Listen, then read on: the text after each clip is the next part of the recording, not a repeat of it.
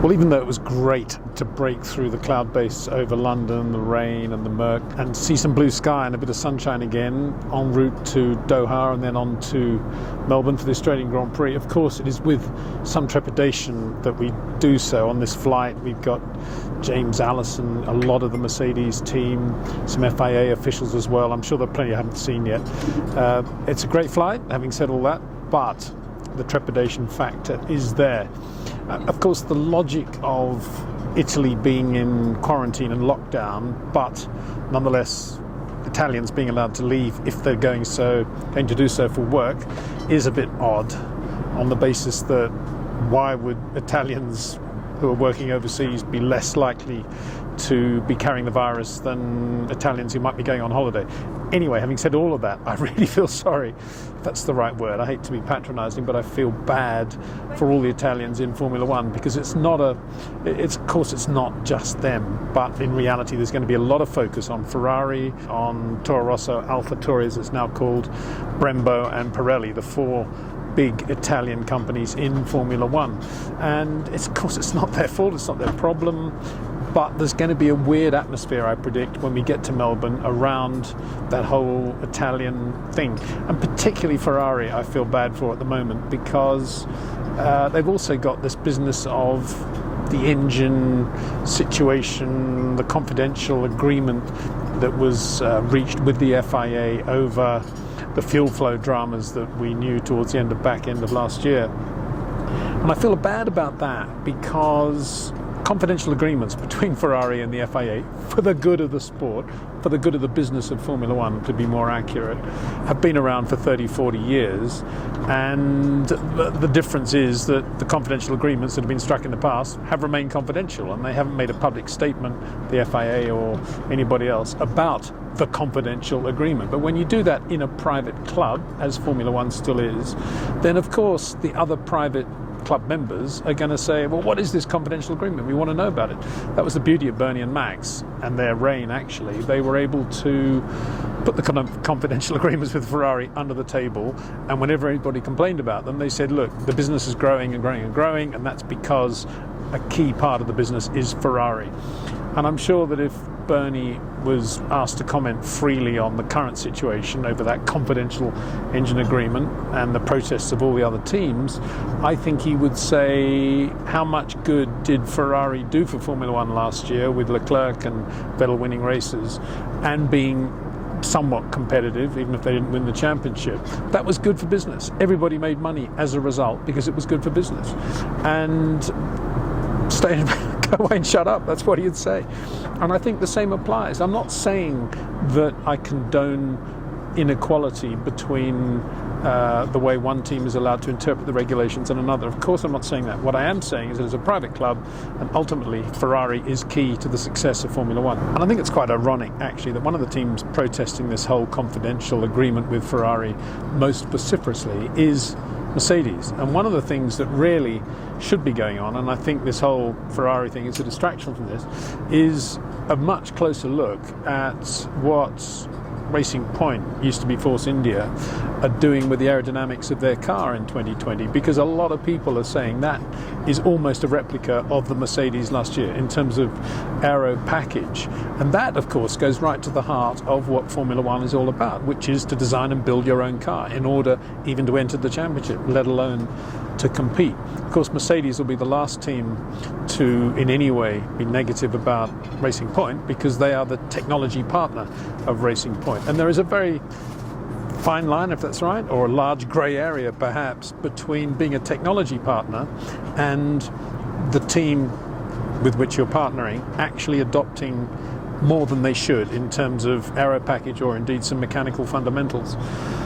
And that is something that I think is much more important than this whole Ferrari confidential thing, but it has been kind of put in the background now, and I think that's a shame and wrong, actually.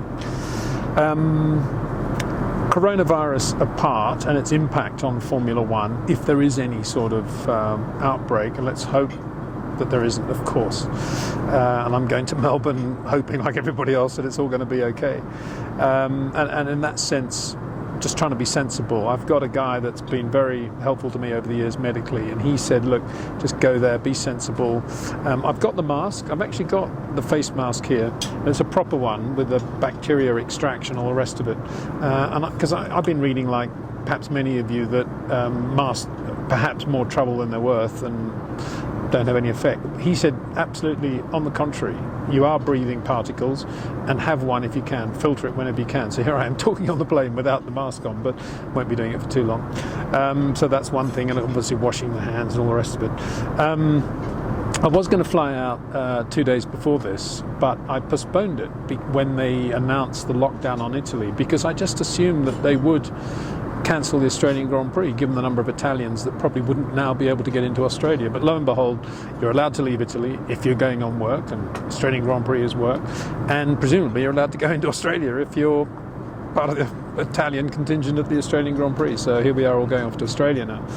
Bahrain, of course, double header. So it's going to be, I mean, the behind closed door thing in Bahrain, it's quite good for PR, but I mean, give me a break. Nobody ever went to that race anyway, spectator-wise, so it doesn't really mean much. Slightly facetious there, but I mean, you see packed grandstands, but most of them were just guests. Very few people actually paid to watch in Bahrain. So that'll be no different, really, no different in feel. Just a quick thought about the season ahead based on what we've seen in testing. Obviously Mercedes seem to be starting with a huge advantage. We shouldn't just write that off and say, well, let's hope it isn't, because that'll be bad for Formula One, because it could be great for Formula One if we have some real racing between Valtteri Bottas and Lewis Hamilton. Valtteri has proven over the last 2 or 3 years that he can take the day to Lewis. He can beat Lewis when Lewis is having a slightly off day, and Valtteri's got it right. And I think this is a great moment for Valtteri to take that final step where he could possibly do a Nico Rosberg. But to do that, he needs to solve that one problem he has, which is whenever he does have a good weekend, or he has a build-up to a great race perhaps, he then gets into this business of overdriving and making mistakes. And let's hope over the winter he's got rid of that. I'm not sure that he will have, because to me that's not something that will be solved by lots of engineers around and telling him how wonderful he is and doing lots of work in the sim. That's sort of Rob Wilson, hard graft, hit 1,000 bunker shots a day, replicating something, getting into a cycle and a rhythm. And I know he hasn't been doing that with Rob. Maybe he's been doing it somewhere else. Let's hope he has, but he certainly hasn't been doing it with Rob, with whom he did a lot of work much earlier in his career. So that's slightly worrying for Bottas fans, I think, that he hasn't put in that really, really hard work for the last 0.001% of where he needs to be. Lewis, by contrast, obviously always going to be mega quick. I got the feeling over the winter, I don't know why, I don't want to say it's a hunch, but I met him once or twice. I just got the feeling that all of a sudden he is actually huge, isn't he? 6 times world champion, global superstar, megastar, whatever you want to call him. And I just got the feeling that is starting to be something that is distracting him, if that's the right word. I wasn't talking to the same down-to-earth Lewis that I've known for a number of years now. When I did talk to him over the winter, it seemed to be a slightly different Lewis, which is why I think Valtteri has a real chance. Lewis will probably get out of all that when the season starts and he's racing again. So yeah, Valtteri, this is your moment, I think. The driver that I think will go really well this year, and it's not, it's a cliche of course, is Max Verstappen. I think he's got a real chance to win 4, 5, 6 races this year. Red Bull, Honda getting better and better, super reliable now as well, as we saw in the test, and Max just is developing exponentially as a driver, virtually by the race. Very few mistakes last year, knows how to bring a car home in 3rd place if that's what he has to do. Equally goes for the win with the slightest glimmer there, and great to watch. I need a Max fix, so I can't wait to get to Melbourne just to watch Max. Actually, quite sure where I want to watch him. I think through a quick corner probably, preferably on cold tyres, or if it's wet offline or something like that. I don't think it's going to be wet offline, not much rain predicted, but I'd love to see Max right on the edge. Fabulous driver to watch. Ferrari, from what I gather, talking to people I know there, that they're not very confident in the initial pace of the car, so they're not going into Melbourne with all the other stuff going on behind them, thinking they're going to be mega quick. I said, well, you'll be up there with Red Bull, Honda, I guess, and they said, don't know, won't drop anybody in it with that, but obviously Charles Leclerc still going really well. Rumours that there are managerial changes going on in the background there. It'll be interesting to see if that affects his slightly histrionic ways we saw last year. Charles has got such a good head on his shoulders, I think he'll be just really, really focused. The problem they got, apart from whether or not the car is super quick or not, is Vettel-Leclerc as a pairing, because one thing's for sure, Seb will be the same driver he was last year. He won't have found 3/10 or the 2/10 that he needs in order to be quicker than Charles, so that will always be an issue for Ferrari. It'll always be an issue for Charles as well, and it will come between him and a clear race with Max or Lewis and Valtteri. So, if Ferrari were going into this year with Charles Leclerc in one car and, I don't know, somebody like Felipe Massa in the other, not Felipe of course, but a good number 2 driver, let's say Carlos Sainz is a good example, then I think we'd be feeling a little bit more buoyant about Charles. As it is, can't wait to see him again, either, or Ferrari that matter. Overall, let's just see what happens. There's a lot of races this year. One of them's been knocked off the calendar already. And that's, of course, one of the reasons we're going to Melbourne, because the Formula One economy is very fragile. In the old days, 10 years ago, even perhaps 8 years ago, you could say approximately 30% of the money in Formula One was coming from commercial sponsorship on the team cars. Now that's basically gone away because of paid television. The viewing figures have dropped right away, but the income has increased massively from television, so the cake is now split very differently, and it basically adds up to the more you race, the more money you make. And that's why we're in Melbourne. If we hadn't lost China, maybe they'd be feeling we could perhaps postpone Melbourne, but they can't absorb another big financial loss. Putting money before health and safety? No, that can't be the case.